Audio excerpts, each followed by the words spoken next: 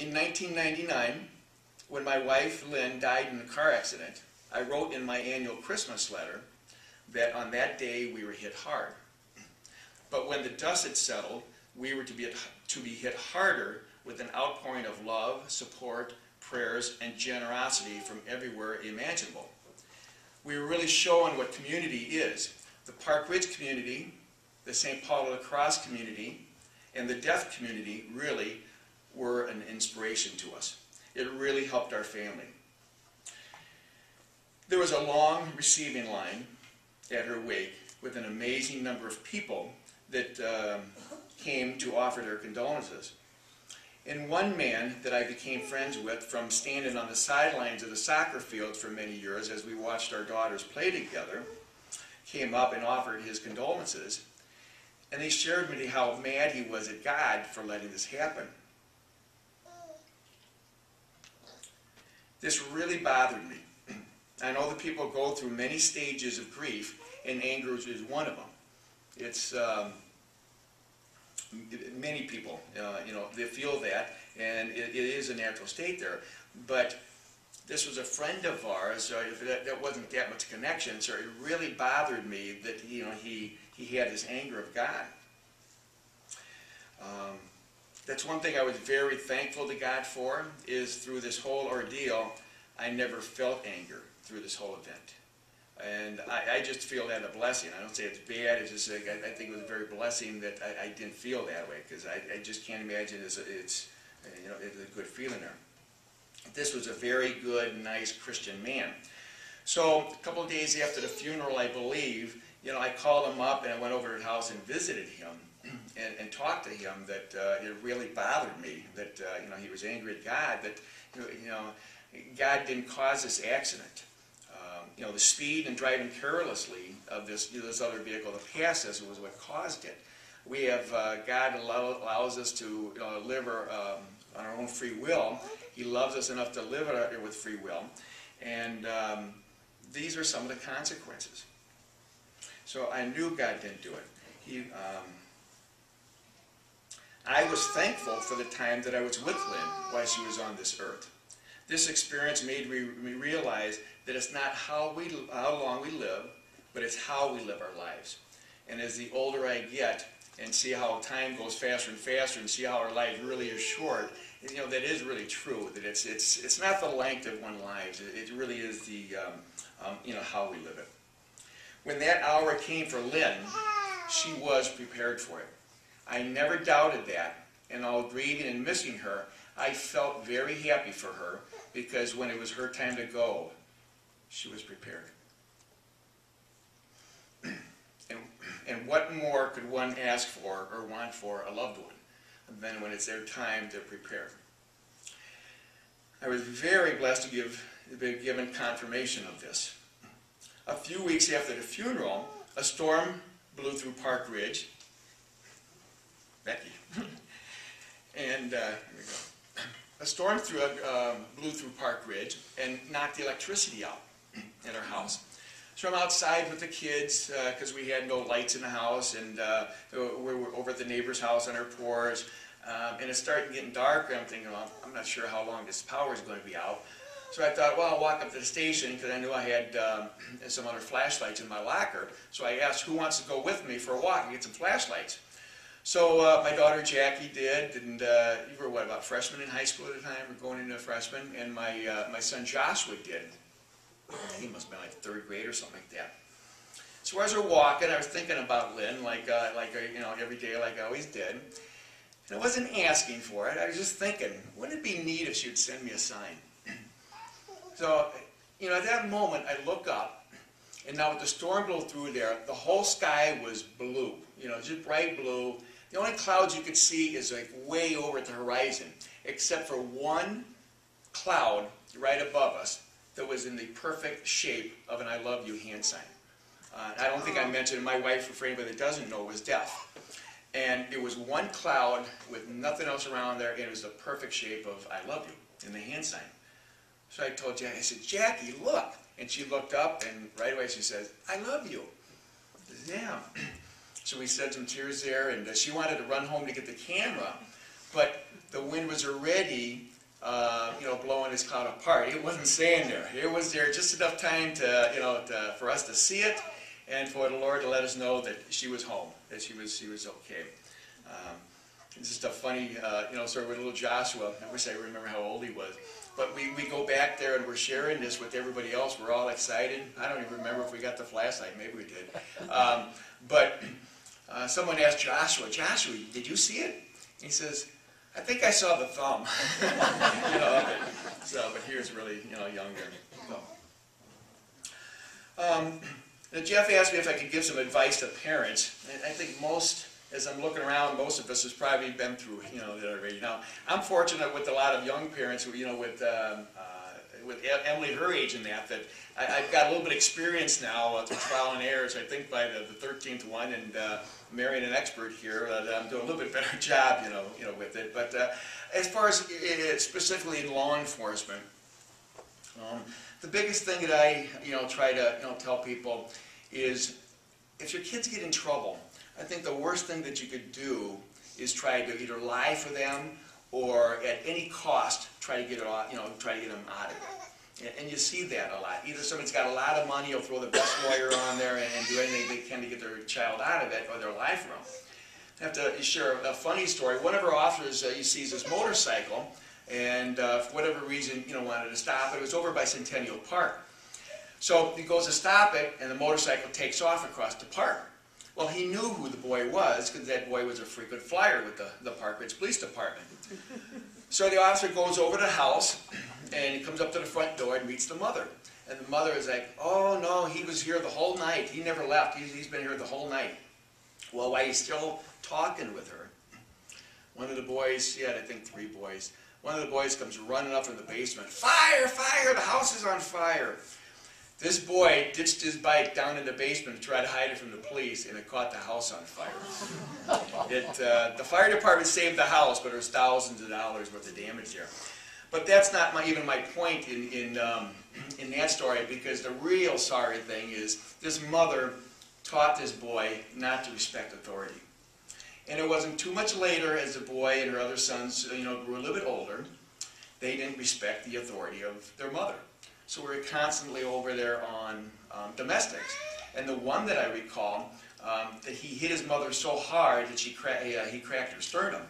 And the grandmother that was in the house, he had to call the second paramedic for her because she was going in cardiac arrest over this thing. So I try to tell parents to be very careful. I'm not advocating, I'm not trying to tell you don't get an attorney. That's up to each individual person whether they feel they need an attorney to have their rights protected, things like that.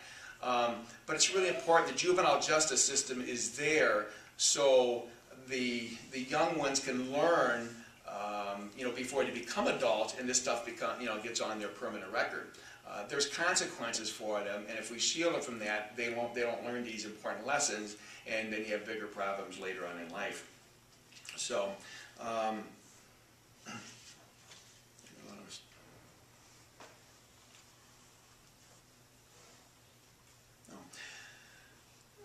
one thing that I've given a lot of talks. I was on the Community Health Commission, and we tried to get out to people's houses and have people host us, have some little snacks there and that, and invite their friends over, and we try to talk to parents of high school students, middle school students in a small environment, and have a little bit better dialogue with them.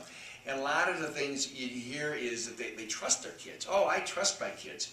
Because, say, well, go in their room and check them. My kids all know that, that's mom and dad's house. They have no privacy. Of course, we'd give it to them, but as far as if we suspected anything of that, then we would check on them. And they would say, oh, I trusted. They wouldn't check on the computer, or they wouldn't do other things, because then they felt like they weren't trusting their kid. We were all born good kids. Everybody on this earth was born. And, I always said, I have great kids, but it's my job to keep them good. And as a parent, if you're just saying you're not going to, you're not going to, watch over them because you trust them, you're saying that they're perfect and they're never going to make a mistake. They're never going to be there, when they make a bad judgment, a bad decision there. And I think we can't use this, I don't trust them, as an excuse for bad parenting. I think a lot of times we want to not interfere with them. And it's not the best parenting, because it doesn't make them bad kids if they make a mistake. We still have to do our job, and they're still good kids. So that's another little bit of advice I give you, on that. And one thing that I'm really involved with, if you ever heard of it, we have posters always in town, is McCAF. It's the Maine Youth Community Assistance Foundation. That was something started by it would be 2 superintendents ago now, from District 207, Dr. Snyder. Was he, with some of the overdoses we had with drug abuse and all the alcohol that was being used in these surveys, you saw the percentages of the kids that were using alcohol. They weren't above the national norms. They were there at the national norms, but they were way too high for him. And he felt we had to do something. So he pulled every part of the community you could think of together: the park district, police department, fire department, the schools, the social workers in the area, all that, and started this coalition, and it's been going strong it's probably come on close to 10 years now. And I'm not trying to recruit for them, but they have a website that they have very, very good information for, on there, if everybody's interested. But that is their main mission, is try to delay the onset of alcohol use in these kids, because the longer that you can delay that, the more chance you can be successful and keep them away from being alcoholics and other things like that. So at this time, I'll open up to questions.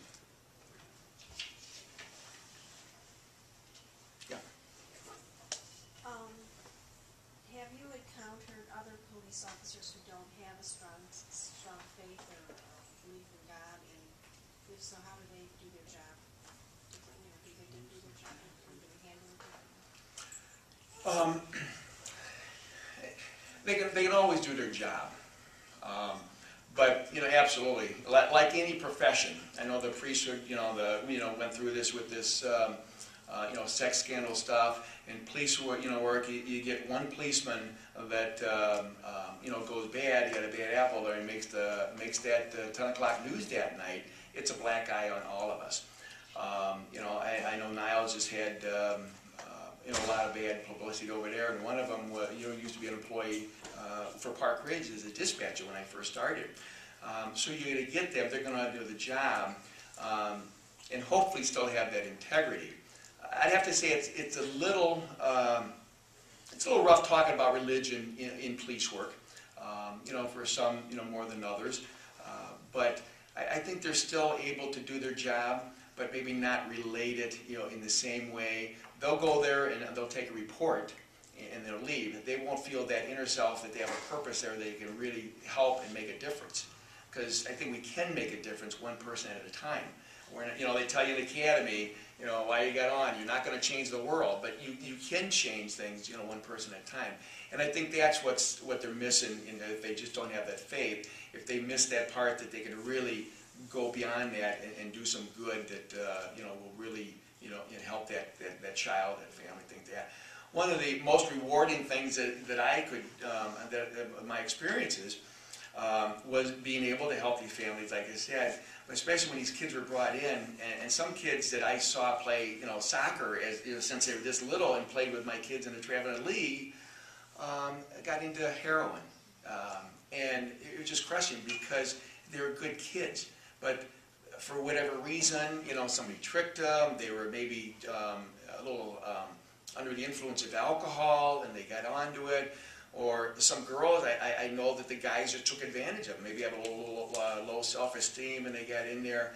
So you're able to get into the family and go a little bit above and beyond to try to give them that assistance to help them out, and even make phone calls and things like that. I even had one girl that was on a basketball team I coached, and then I saw that she got hooked on heroin, and she even called me on the phone sometimes. This guy's on me. She just wanted help so bad. And it was really, really rewarding to be able to know this person could call me personally and try to get some support there for that, So, Danny, you were talking about you know, on the job in Chicago. I know Bill Whalen just retired. Congratulations, Bill, from the Chicago Police Department. You know, theirs is a different job. You know, I couldn't do their job.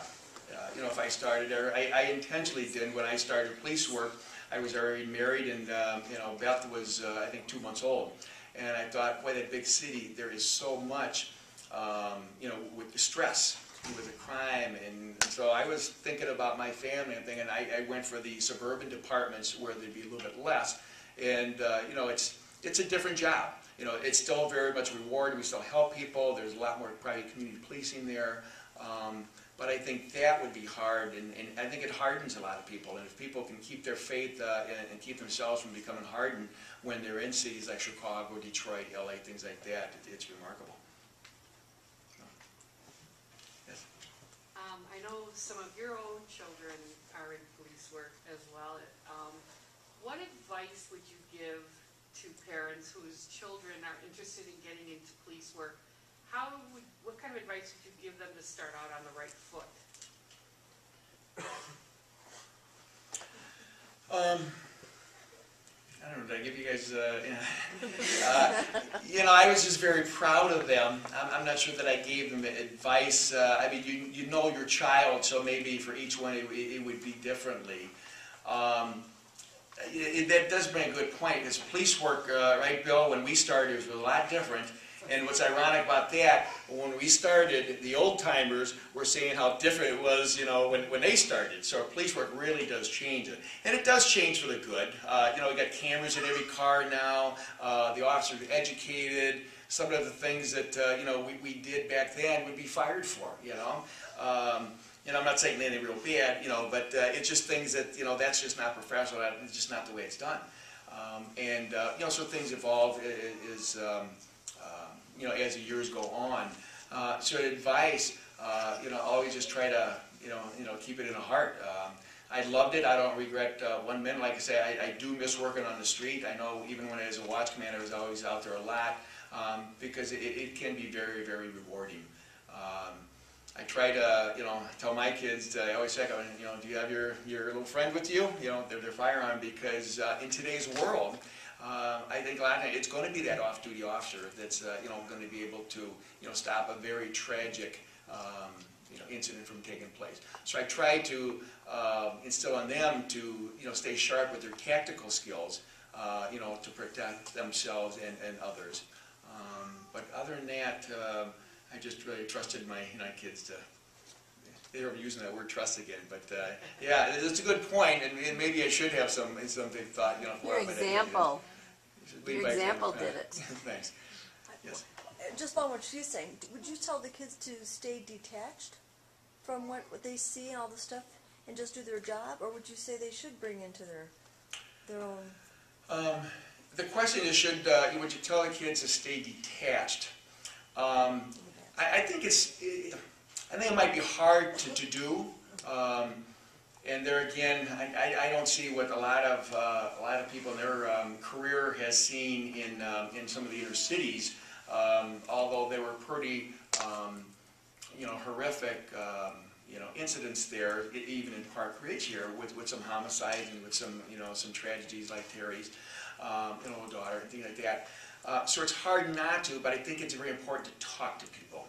You know, if you see something that's, you know, very difficult to handle, you know, if it's not your spouse that you can come home and talk to, you know, it should be, they have a lot of good support, which is something that's kind of new. And when we started a job is, you know, don't be ashamed, go and talk to somebody, talk to other officers. But it's really important to talk to people about it, to get it out. So even though it'll impact you, you can still, you know, you go on and you're not taking it home and kicking a cat and beating a wife, you know, as they say before, you know.